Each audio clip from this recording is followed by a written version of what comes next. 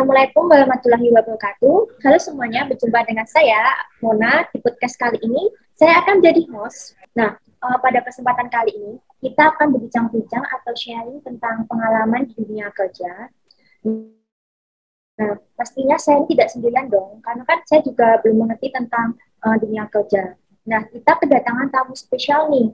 Beliau merupakan sekretaris kabinet dan mantan staf Kompas yang akan berbagi pengalaman kepada kita. Oke, langsung saja kita sapa. Halo Mbak Aimatul. Halo, selamat siang. Bagaimana kabarnya Mbak? Mbak Mona. Sehat-sehat, alhamdulillah. Iya, ini enaknya aku manggilnya apa ya Mbak? Mbak Aimatul atau Mbak Ati? Biasanya sih dipanggil Ati. Oke, manggilnya Mbak Ati aja. Iya, panggil Ati aja. Oke, jadi sebelum masuk ke topik nih, saya mau tanya, Mbak Ati ini orang mana ya? Oh, kalau aku tuh aslinya dari Tangerang, kebetulan juga lahir di Tangerang, besar di Tangerang juga. Sampai sekarang juga lagi kebetulan tinggal di rumah di Tangerang. Oh, terus kan kalau dalam masa pandemi kayak gini ya, Mbak Ati ini punya kesibukan baru atau ada waktu luang dalam masa pandemi seperti ini? Oh, kebetulan pandemi ini lagi kerja aja sih, cuma karena tingkat kasus hariannya di sini lagi tinggi, lumayan tinggi, terus juga jadi banyak WFH sekarang, tetap kerja tapi emang lagi beberapa lebih dominan WFH, paling masuk kantor kita seminggu 2 kali, sekali atau 3 kali sesuai kebutuhan aja gitu sih. Paling kerja aja sih, yang selebihnya belum ada. Terus dulu waktu kuliah nih, impian kuliahnya tuh gimana sih? Terus sekarang nih juga kerja gimana? Maaf, gimana? Kan dulu Impian. Waktu pengalaman, nah, itu pengen impian kuliah atau impian kerjanya dari Mbak Ati sendiri itu pengennya di mana? Terus kemudian sekarang sendiri itu Mbak Ati kerja di mana? Nah, gitu.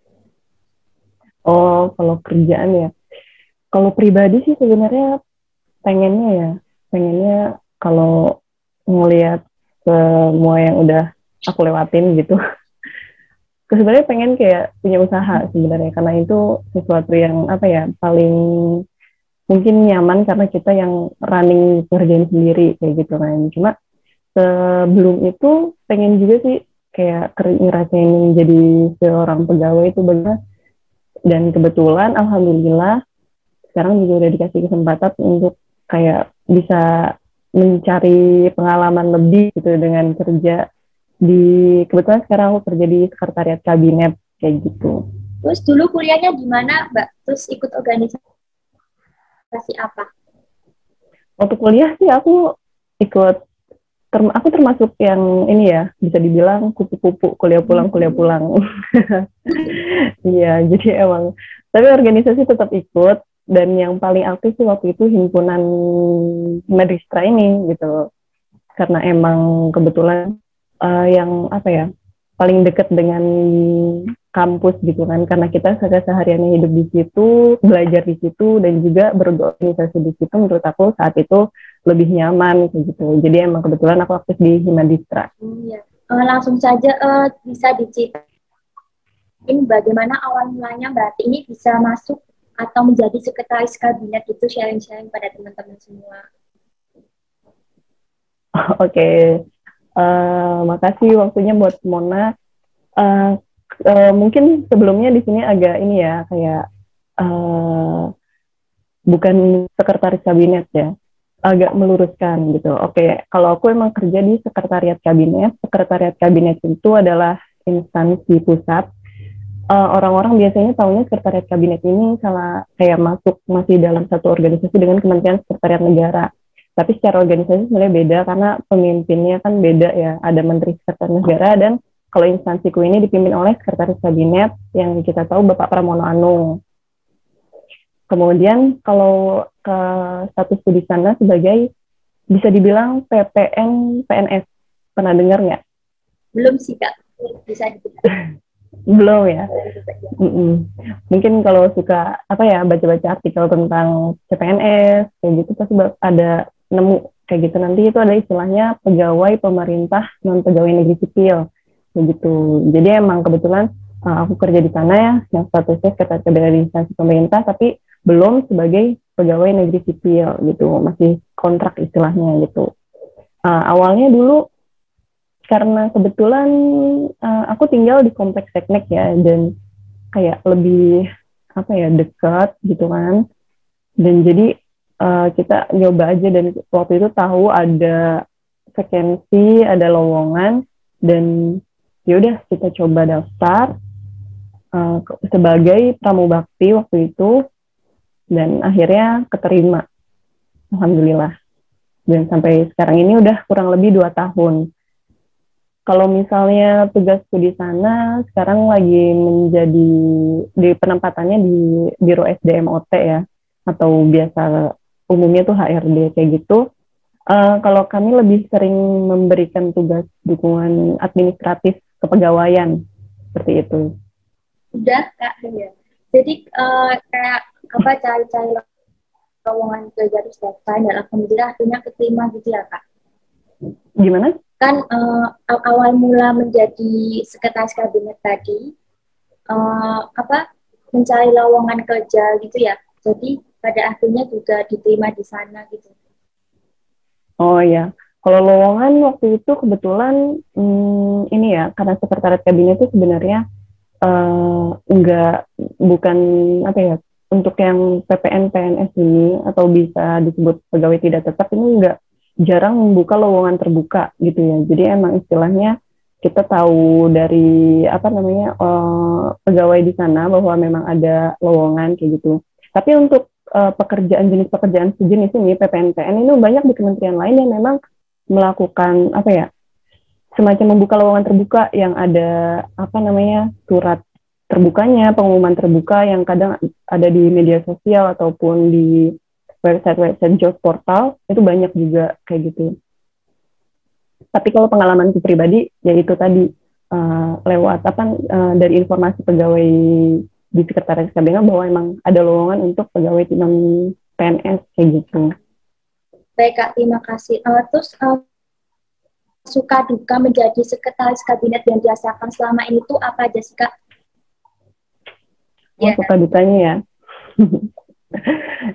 Ya pasti ada ya, namanya kerja.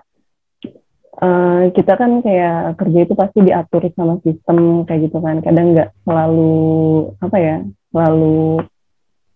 selalu sesuai dengan apa yang kita mau kayak gitu, nggak sesuai dengan passion kayak gitu kan.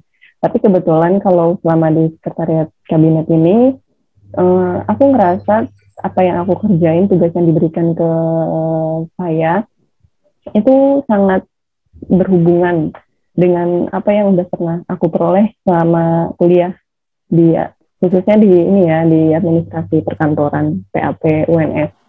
Karena banyak banget yang dipelajari di sana dan diaplikasikan di pekerjaanku sekarang, kayak misalnya bagaimana kita buat mengatur tata kelola surat persuratan kayak gitu, kemudian bagaimana kita arrange surat dan memorandum seperti itu, kemudian dokumentasi, filing dokumen itu berguna banget gitu, walaupun mungkin itu hal-hal yang kadang nggak terlalu terlihat apa ya, hebat istilahnya atau terlalu menonjol, tapi sebenarnya itu adalah unsur yang penting gitu loh dalam sebuah organisasi kayak gitu.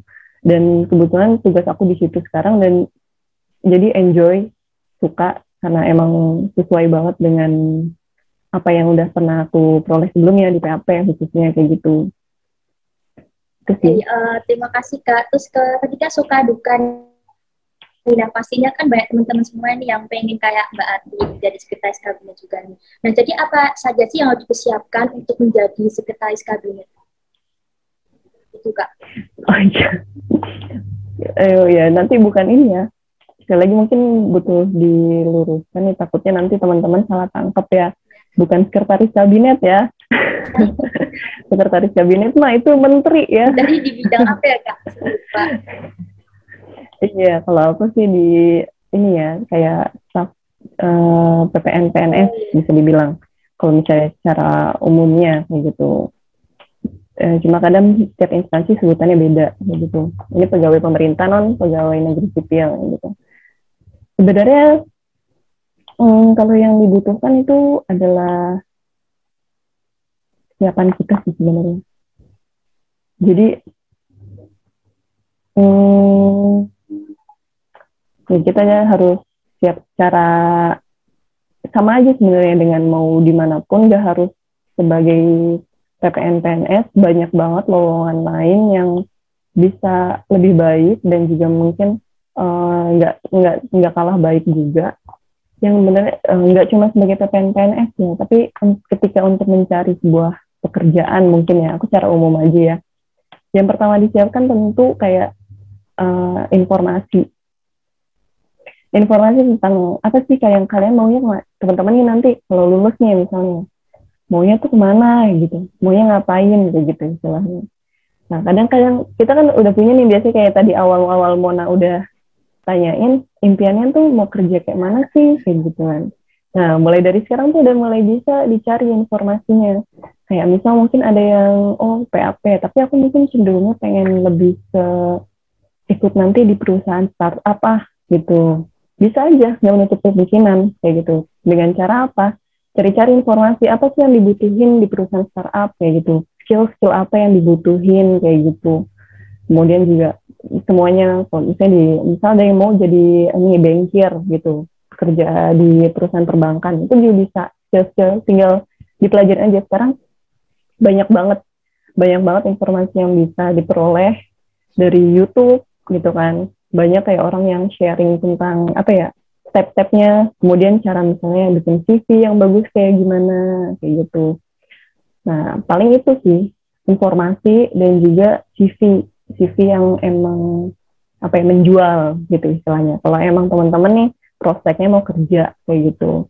Kemudian ini mungkin kayak flashback ke masa kuliah gitu ya.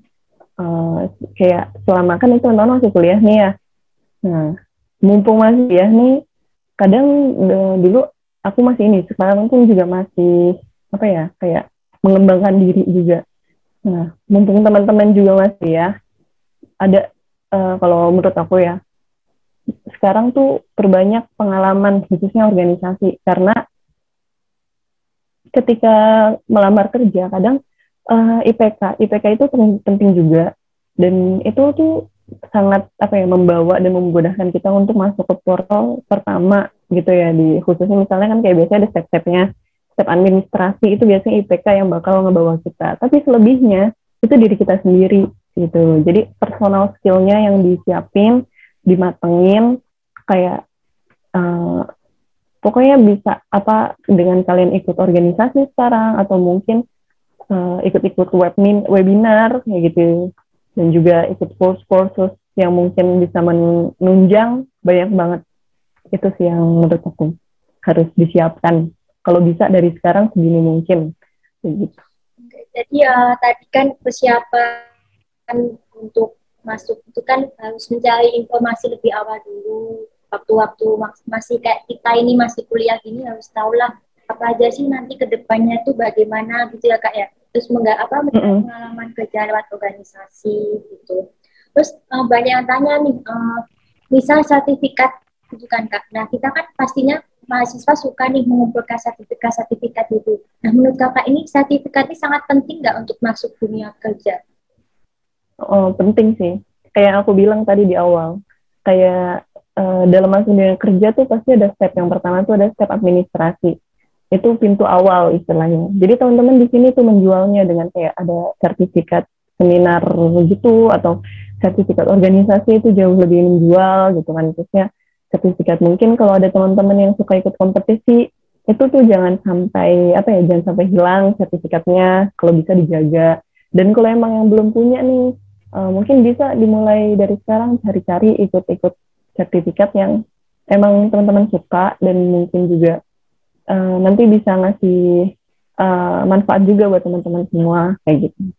Oke, untuk yang terakhir aja harapan untuk saat ini untuk apa mahasiswa PAP UNS itu bagaimana Kak?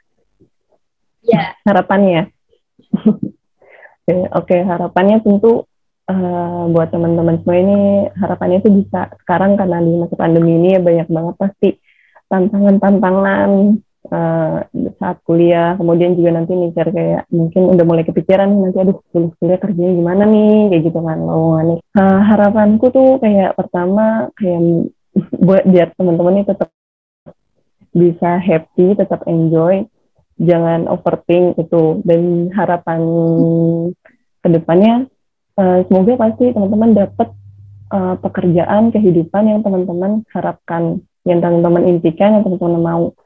Karena menurut aku sukses itu nggak terukur gitu. Sukses dari tiap orang itu beda-beda. Tapi harapannya walaupun tolak ukurnya itu beda-beda, tapi tetap bisa ngasih manfaat dan berguna bagi sekitarnya kayak gitu. Terima kasih Kak. Nah itu tadi obrolan kita dengan Mbak Aima tentang pengalaman dunia kerja. Ternyata seru juga ya.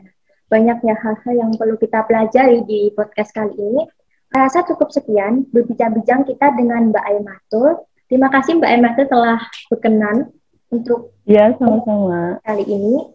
Saya Mona selaku host pamit undur diri. Wassalamualaikum warahmatullahi wabarakatuh. Waalaikumsalam warahmatullahi wabarakatuh. Terima kasih Kak.